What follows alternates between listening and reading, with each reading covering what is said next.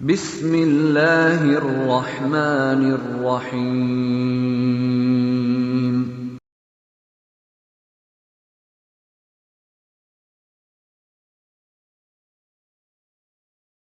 In the name of Allah, who is the creator of all universe, who is Rahman and Rahim, who is King of Day of the Judgment.